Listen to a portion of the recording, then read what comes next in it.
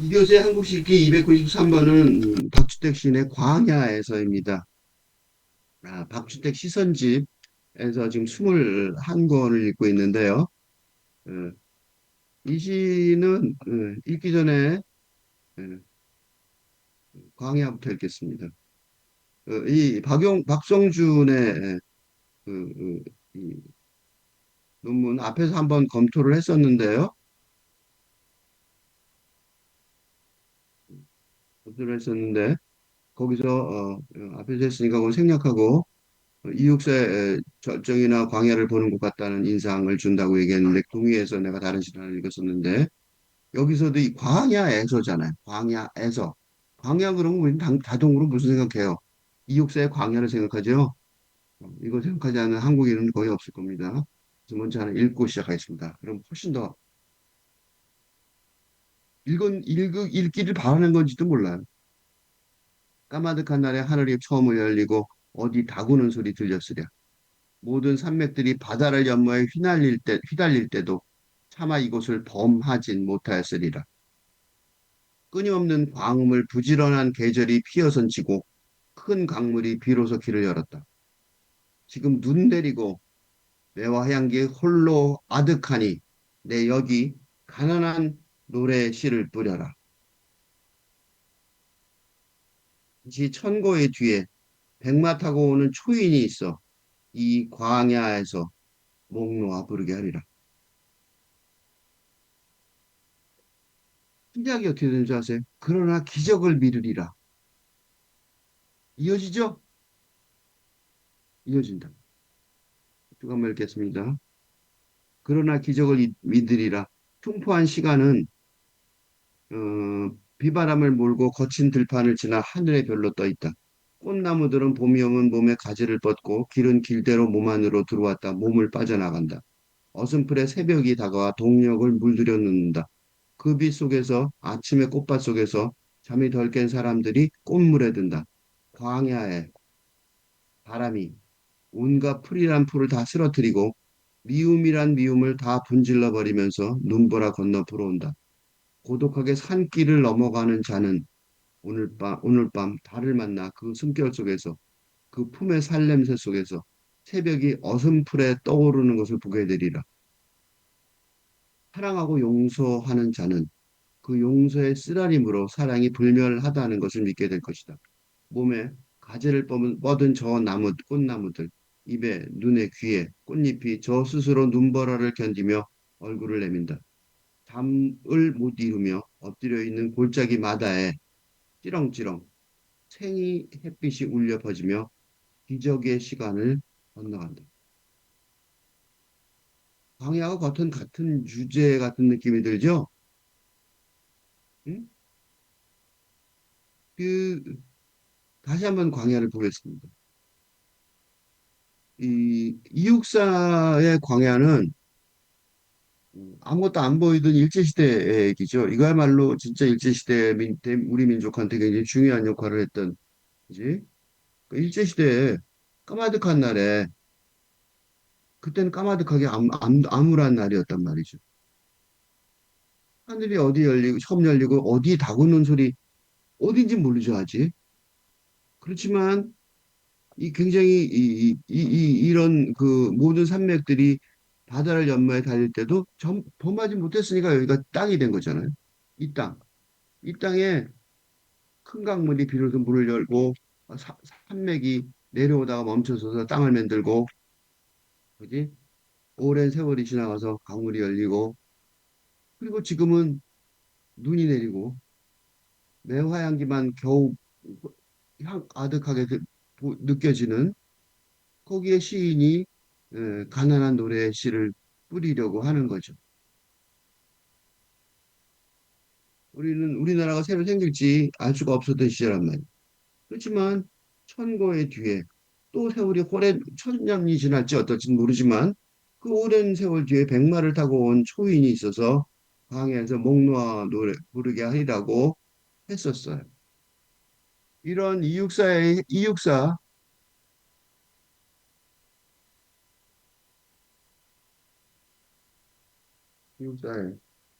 광야가 어?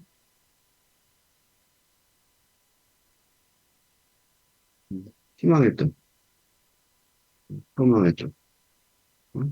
그지? 그런 새로운 시대가 왔잖아요, 지금. 그죠? 그런 새로운 시대가 왔는데, 네. 어? 그러니까, 그 중세 조선의 멸망 상태, 와, 어? 그리고 일제형이, 어, 그래서. 그러니까, 새로운 시대가 뭐예요? 새로운 공동체, 공동체의 노래를, 노래가 왔지만, 그죠? 그래서 우리가 어떻게 했어요? 기적처럼, 기적처럼, 응? 선진국, 우리, 우리나라를 홈런, 단기간에. 어쩌면 이런 그 우리 선배들의 이런 노력, 그지? 에 의해 힘을 입었는지도 모르죠.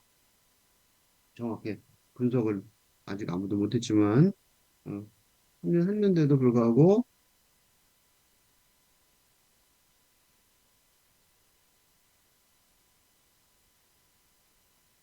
했는데도 불구하고, 여전히 힘든 삶을 살아가고 있는 상황. 응? 그런데 박주택이 다시 광야를 또 언급하고 있습니다. 그렇죠? 이번에는 그 광야에서예요. 박주택은 광야에서, 시에서, 어? 광야에서, 시에서, 어? 운동주가, 이육사가 생각했던 광야. 이때 광야는 좋은 말이죠. 그죠? 우리 삶을 살아가는 모습을 기록합니다. 그뿐 아니라, 그뿐만 아니라, 이육사의 광야 정신을 이어가려고, 음, 음? 그래서 뭐예요? 다시 기적이에요. 그러니까 여기서 말하는 이 기적은 이육사의 광야가, 광야의 관점에서 볼 때, 기적일 것은, 그지? 이 현재의 삶을, 이 기적은. 그런데 다시 기적을 믿어야 한다는 주장이지. 응? 지금 광야에 와 있다는 것 자체가 이미 기적이 이루어진 거죠. 그지? 그런데 그 기적을 다시 믿어야 돼요. 그 이육사의 정신을 따라서. 시간은 물론 흉포예요. 흉포한 시간. 요 말이 박주택 시인의 시에 익숙하지 않은 사람들은 이해하기 힘들어요. 시간이 왜 흉포해? 그죠? 상식에 어긋나는 이상한 말이에요. 근데 흉포가 뭐냐면 언니가 폭력배 같은 게 흉포하다 그러죠. 언행이나 성질이 매우 거칠고 사납다는 말인데 흉포한 시간이라고 말하는 이유는 다시 또 인용을 해야 되는데 박주택과 오영엽의 대담, 박주택 시인의 시세계에 관한 대담에서 대담에서 요한 구절만 읽겠습니다. 제시는 시간의 대립과 화해, 저항과 귀속과 같은 체험을 눈여겨 지승하고자 합니다. 시간은 분명히 육체를 가지고 있습니다. 우리는 타자와 만나 어떤 목적에 자신을 바치듯이 시간의 육체와 만나 대화를 계속합니다. 시간의 주름과 시간의 얼룩, 그리고 시간의 벌레는 이때 만난 비극의 얼굴이라 할 수 있습니다. 그러니까 이 흉포함이라는 거는 시간을 모르고 보는 거예요. 흉포한, 시간이라는 묘사는, 응? 묘사는 시간의 육체에 관한 것입니다. 그지? 그러니까 폭력배가, 그지? 흉포하다고 말하듯이 시간이 특히 음, 비극을 가져다 주는 시간이 흉포하다고 말하려면 시간의 육체를 제대로 느껴야 되겠습니다. 응? 이게 바로 이제 박수택 시인의 특장이라고 할 수 있어요. 흉포한 시간은 그래놓고 비바람을 몰고 거친 시간을 지나, 거친 들판을 지나 하늘의 별로 떠 있다. 하늘의 별이 시간이죠. 하늘의 별이야말로 시간의 상징이에요. 하늘의 별이야말로 시간의 상징입니다. 우리가 하늘에 보는 별이, 그 하늘에 보는 별이, 하늘의 별, 이 별을 우리가 보지만 그 별빛이 출발한 어쩌면, 어쩌면 수억 년 수억 년 전일 수도 있기 때문에. 그러니까 이미 없어진 별을 보고 있는지도 모릅니다. 응? 그러니까 별이 수억 년 전에 반짝 그런 별이 수억 광년에, 그러니까 수억 년 전에 벌이는 게 어쩌면 수억 광년 떨어져 있어서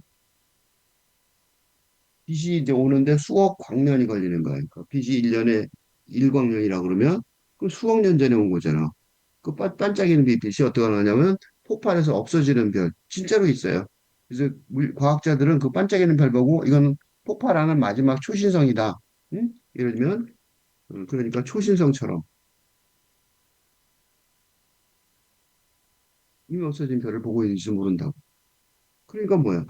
시간의 상징이고, 며 그것도 어쩌면 흉포한, 응? 흉포한 시간의 상징일 수 있습니다. 그죠? 그 없어진 별이 반짝거리고 있는 거예요. 얼마나 허무해요. 그지? 하여튼 간에, 흉포한 시간은 하늘에 별로 떠 있을 수 있지만 또 뭐도 있어요. 비바람을 몰고 올 수도 있고, 그죠? 거친 들판을 지나가게 하는 비바람이 되는 거죠. 그지? 비바람은 거친 들판을 지나. 이거는 땅 위의 일이고, 이거는 땅 위의 일이고, 하늘의 별은 저 위의 일이죠. 시간은 그렇게 바로 지금 이 지상에도 있지만, 이 지상에서도 시간이 작동, 시간의 행위가, 시간은 육체죠. 육체, 여기 가서 시간의 행위가 또 하지만, 우주에서도, 맞아. 그러다 떠온단 말이죠. 그런데 곧인말이 쇼킹해요. 꽃나무들은 갑자기 이렇게 나와요. 꽃나무들은 봄이 오면 봄에 가지를 뻗고 길은 길을 대로 몸 안으로 들어왔다 몸을 빠져나간다. 꽃나무들은 봄이 오면 몸에 가지를 뻗고 이건 일상어죠. 봄이 오면 꽃이 어떻게 돼요? 새로운 가지가 나오기도 하고 새로운 꽃잎이 나오기도 하고 새로운 줄기가 얇은 줄기가 끝에 이렇게 그 색깔이 너무 아름답죠. 이거는 일상어지만 그 위의 말은 일상어가 아니에요. 길은 길대로 몸 안에 들어왔다 몸을 빠져나간다. 무슨 길이요? 무슨 길이 들어온 거예요? 이게 시간의 길이죠. 시간은 시간의 육체는 작동 방식이 달라요. 그죠? 시간의 육체. 어? 뒤로 따라. 꽃나무. 응? 들어갔다.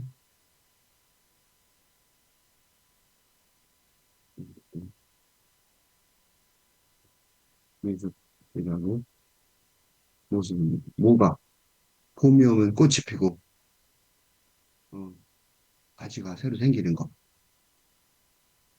그게, 근데 난 이거 굉장히 설득력이 있어요.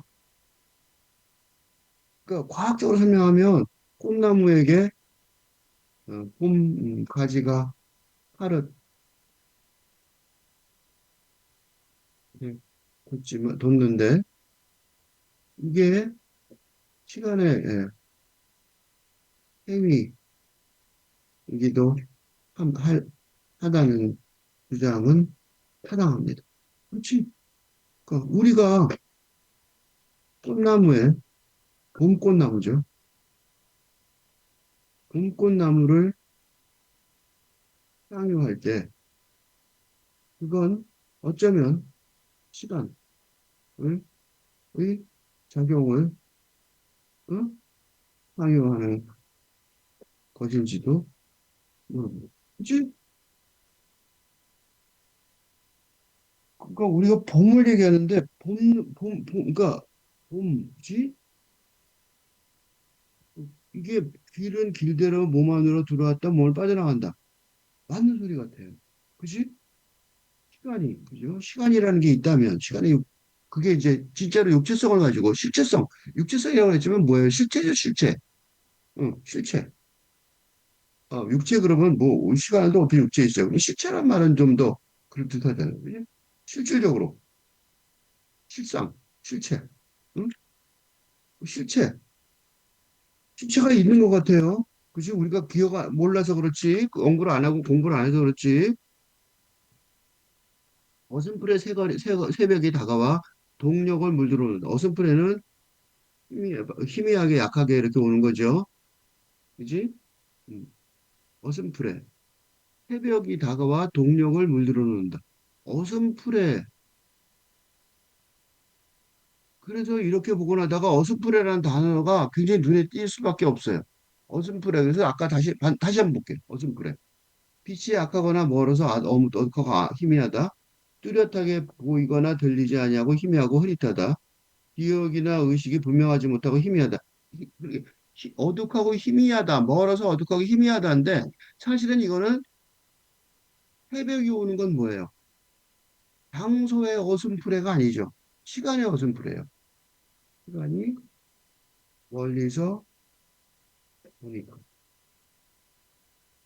어? 시간의 육체가 멀리서 오니까 어슴푸레. 아, 그렇구나. 그런 생각이 들었어요. 새벽을 보면서 뭔가 느낌이 달랐는데 그 느낌 중에 하나는 어쩌면 시간을 우리가 읽고 있는 건지도 모르겠다. 그런 생각을 했어요.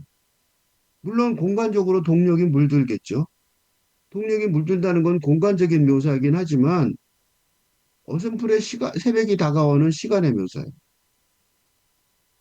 시간과 공간이 두 개가 섞여 있는 내용이에요. 그 빛 속에서 그 새벽의 빛 속에서 그러니까 그 빛은 이때의 빛은 시간과 공간이 공존하는 빛이죠. 그죠? 그러니까 시간과 공간이 공존하는. 그러고 나니까 양자역학이 생각이 났어요. 그러니까 빛은 이 빛은 평소에는 화장이다가 일시적으로 입자가 되는 빛이 그런 뜻이에요. 그러니까 평소에는 파장이죠. 그지? 그게 양자역학의 발견이잖아요. 평소에는 파장이다가 우리가 아는 물질은 평소에는 파장이다가 입자가 된다는 거죠. 그러면 이 말은 입자라는 공간 속에 입자라는 게 뭐야? 공간 속의 실체죠. 실체가 상시적인 존재성이 아니라 그죠? 아니지. 어쩌다 일시적으로 입자되는 거니까. 뭐야? 시간의 흐름, 시간의 흐름도 아니야. 이거 흐름이라고 말할 수 없죠. 그 하나가 아니까 시간의 육체 속에 있는 사장이 어? 본질적인 존재성이라고 할 때, 응? 그러니까 아침에 빛, 그지? 새벽빛, 새벽빛이 공간보다는 새벽빛이 힘이죠. 그냥 새벽빛이 아니에요. 새벽빛의 힘이 공간보다는 시간 차원에서 더 많이 작동한다고 여겨집니다. 그런 것 같아요. 묘해. 그죠? 아침에 꽃밭 속에서, 그래서 그게 꽃밭이 된 거예요. 아침에 펴서 꽃이 피죠? 아침에 되면 해가 뜨면 꽃이 핀단 말이에요. 잠이 덜 깬 사람들이 꽃물에 든다. 굉장히 묘한 말이 됐어. 잠이 덜 깬 사람들이 꽃물에 든다. 즉, 잠이 덜 깬 사람들, 덜 깬 사람들. 즉, 본관 감각이 혼란스러운 사람들이 시간의 육체의 축복을 받은 꽃물을 왜 젖어든다. 라고 말할 수 있어. 응? 잠이 덜 깬 사람들이, 응? 그러니까 잠이 덜 깨니까 이게 지금 내가 어디 있어? 뭐 어디 갔어? 이거 있죠? 어떻게 보면요, 이거 그 여행을 나는 자주 가는데 특히 요새 꽃이 피는 시절이 되면 그 뭐 꽃축제, 이 꽃축제 군 중에 그 중에 꽃축제 아침군 중에 보통 아침 많이 가는데 아침군 중에 묘사처럼 음, 꽃축제 군중들이 그런 것 같아요. 꽃들사이에서 막 사진 찍어달라고 왔다 갔다 하고 음, 광야에 사람이 온갖 풀이란 풀을 다 쓰러뜨리고 이게 보통의 광야죠. 요게. 근데 미움이란 미움을 다 분질러 버리면서 눈보라 건너 풀어온다. 이중적이에요. 응? 그러니까 우리가 알고 있는 공간적 광야에서는 사람이 힘들죠. 공간적 세상에서 힘을 쓰죠. 그래서 공간적 광야에서는 바람이 풀이란 풀을 다 쓰러뜨린단 말이죠. 그런데 시간적 광야에서 이육사가 또 노래한 시간적 개념의 광야이고 이기죽사도 그랬잖아. 오랜 천년의 천고의 시간이 지난 뒤에 오는 천고의 시간이 지난 뒤에 오는 광야. 그, 이때는 그러니까 공간적인 개념의 광야에서는 부정적인 그지? 지만 응? 공간적 개념의 강에서는 부정적으로 그래서 막 쓰러뜨리고 그러면 힘쓰네 좀 뭐라 억압하고 그러네. 그런데 시간적인 개념의 광야에서는 미움이란 미움을 다 분질러 버리면서 그렇죠. 아무리 미운 사람도 시간이 지나면 다 분질러지죠. 응? 그래서 가족의 갈등도 시간이 지나면 분질러지고 무너지는 것 같아요. 눈보라 건너 불어온다. 눈보라 건너서 불어오는 거죠. 눈보라는 공간적, 공간적인 광야가 있고 시간적인 광야가 있는 것 같아요. 공간적인 광야의 눈보라를 건너서 오는 시간적인 이육사의 긍정적인 광야. 이거 부정적인 광야죠. 눈보라는 부정적이죠. 눈보라 그러면 언제나 아유 힘들겠다 그러되죠. 그래서 이거는 아까 말한 새벽하고 또 만날 고독하게 산길을 넘어가는 자는 오늘 밤 달을 만나 그 숨결 속에서 그 품의 살냄새 속에서 새벽이 어슴푸레 떠오는 것을 보게 됩니다. 아까 새벽 얘기 한번 나왔죠? 새벽이 어슴푸레 떠오는 것. 아까 여기 어슴푸레 새벽이 다가와.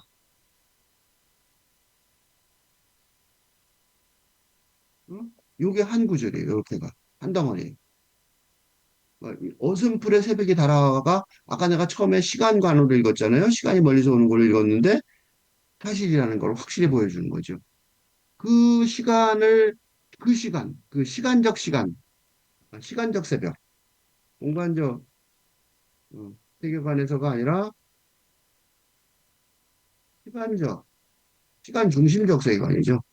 그 공간 중심적 세계관에서 이 근대 시대에 주로 있었는데 시간 중심적 세계관에서 어? 그지? 세상을 읽으려고 한다면 당연히 어떻게 됐어요? 당연히 음, 음, 외롭고 고독하겠습니다. 그렇겠죠? 왜냐하면 근대 시대의 주류인 응?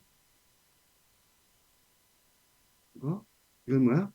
새로운 탈근대 시대의 모습일지 모를. 이건 아직 확정되지 않으니까 탈근대 시대다라고 딱 말하기도 곤란해요. 아직 지금 이제 시작이니까. 그러니까 당연히 외롭고 고독할 거란 말이죠. 근데 여기서 하나 조심할 거는 외로움과 고독하면 전혀 다른 거예요. 외로움, loneliness는 loneliness는 무슨 소리냐면 군중의 공동체에 소외된 소외 감정, 응? 공동체 안으로 들어가고 싶은 거예요. 그 공동체에 소속되지 못한 음, 정생. 응? 그러나 고독은 솔리튜드, 응? 자발적인 홀로 서기. 이 사람 고독하게 산길을 넘어가는 자는 자발적인 거예요. 응? 응? 왜 고독하게 넘어가야 되는지는 앞에 설명했죠. 시간적으로, 공간 중심적으로 생각하는 세상 속에서 새로운 를 창조, 지혜인. 당연히 고독하게 산길을 넘어가고 그거가 당당한 거예요. 그 당당한 모습이 뒤에 나와요. 그 당당함이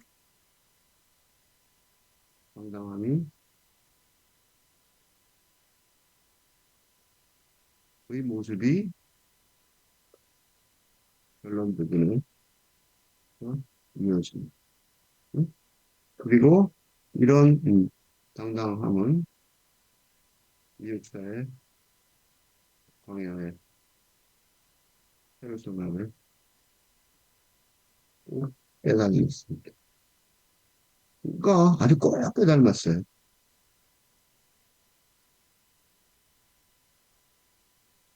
뭐라고 말하냐면 사랑하고 용서하는 자는 그 용서의 쓰라림으로 사랑이 불멸하다는 것을 믿게 될 것이다. 몸에 이거는 어려운 말이고 요 말은 쉬워요. 몸에 가지를 뻗은 전나무들. 그치? 아까 가지가 나왔었죠. 입에 귀에 꽃잎이 저 스스로 눈보라를 견디며 얼굴을 내민다. 꽃잎이 그치? 꽃잎이 저 스스로 고독한 길을 걸어 얼굴을 내밀죠. 꽃나무들한테. 그지?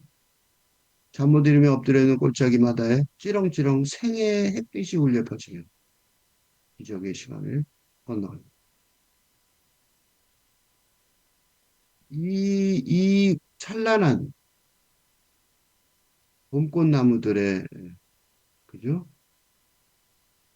세상. 이 찬란한 벚꽃나무들의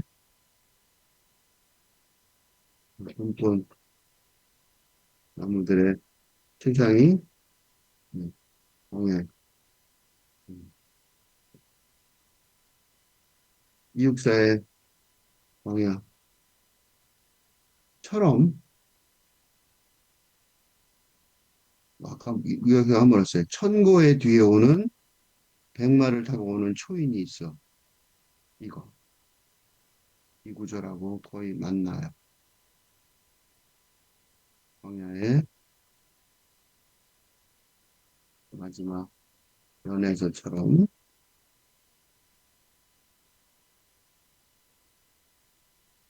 음, 천고의 뒤에 다시 천고의 뒤에 백마호 타고 오는 초인이 있어.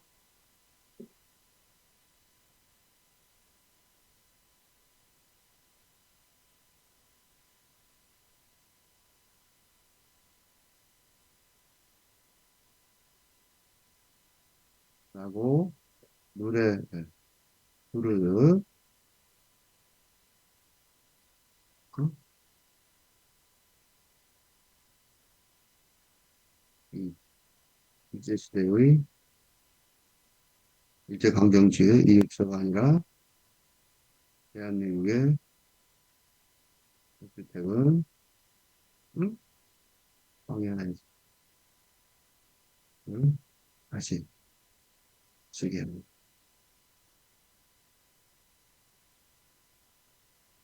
요 그래서 요 앞에 요 해석 안 된 요 두 부분 이거는 음, 이 마지막 연애 두 줄 사랑으로 용서하는 자는 그 용서의 쓰라림으로 될 것이다. 라는 선언은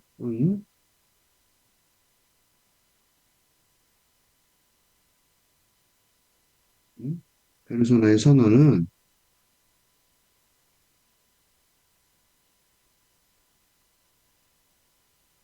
지금 그런 능력이 있다. 주장이라기보다 사실 책임공주의 백마타도 있는 소인의 응?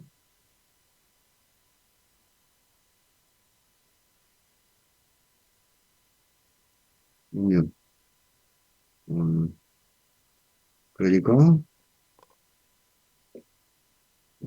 무체의 초인. 다시 말하면 짧은 데스의 성자 같은 초인의 능력을 소망하는 표현이라고 하겠습니다. 사랑하고 용서하는 자는 그 용서의 쓰나림으로 사랑이 불멸하다는 것을 믿게 될 것이다. 굉장히 어려운 일이죠. 용서한다는 게 얼마나 어려운 일이에요. 왜냐하면 용서는 인간의 음, 음, 어떻게 인간이 용서를 해요? 우린 용서할 수 없죠. 이건 이런 얘기들은 다른 데서 많이 했기 때문에 여기서 이걸 시작하면 이제 30분이 가니까 생략하도록 하겠습니다. 한 번만 좀더 끌고 읽어보겠습니다. 광야에서 박주택. 그러나 기적을 믿으리라 흉포한 시간은 비바람을 몰고 거친 들판을 지나 하늘에 별로 떠 있다. 꽃나무들은 봄이 오면 봄에 가지를 뻗고 길은 길대로 몸 안으로 들어왔다 몸을 빠져나간다. 어슴풀에 새벽이 다가와 동력을 물들어 놓는다. 그 빛 속에서 아침의 꽃밭 속에서 잠이 덜 깬 사람들이 꽃물에 든다. 광야에 바람이 온갖 풀이란 풀을 다 쓰러뜨리고 미움이란 미움을 다 분질러 버리면서 눈보라 건너 들어온다. 고독하게 산길을 넘어가는 자는 오늘 밤 달을 만나 그 숨결 속에서 그 품의 살냄새 속에서 새벽의 어슴풀에 떠오는 것을 보게 되리라. 사랑하고 용서하는 자는 그 용서의 쓰라림으로 사랑이 불멸하다는 것을 믿게 될 것이다. 몸에 가지를 뻗은 저 꽃나무들, 잎에, 귀에, 눈에, 귀에, 꽃잎이 저 스스로 눈바라를 견디며 얼굴을 내민다. 잠을 못 이루며 엎드려 있는 골짜기 마다에 찌렁찌렁 행의 햇빛이 울려 퍼지며 기적의 시간을 건너간다.